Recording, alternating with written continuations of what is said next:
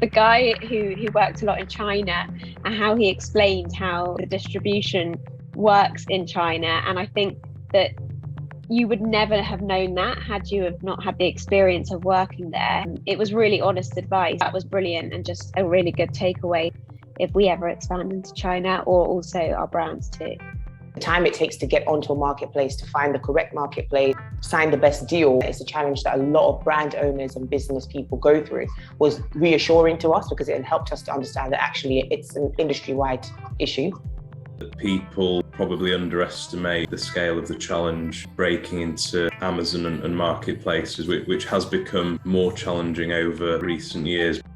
As a former buyer at Selfridges, I was there for 12 amazing years. I shared a lot about how it's good to put yourself in the shoes of the other person you're pitching to. So many brands I see are communicating on a more fact-based level, clean, vegan skincare brand. This isn't enough to stand out. This isn't enough to differentiate of what the point of difference is. This is something that I help a lot of brands refine.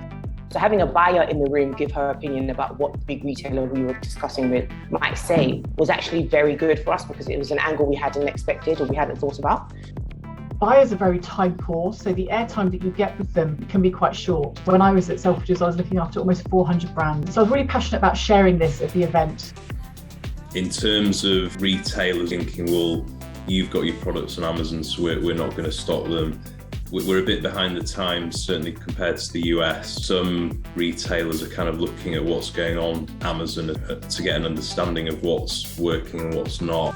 If you are a luxury brand, I think it can be quite challenging to be on Amazon as well as with kind of premium retailers, particularly in the beauty space, for example. Very interesting to hear the differing opinions.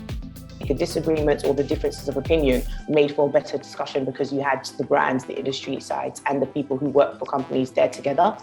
It was a really interesting way to do the kind of conversation piece because it mixed in the audience with the kind of expert. I loved how everyone kind of felt free to open up and speak openly about their experience and where they were and ask questions.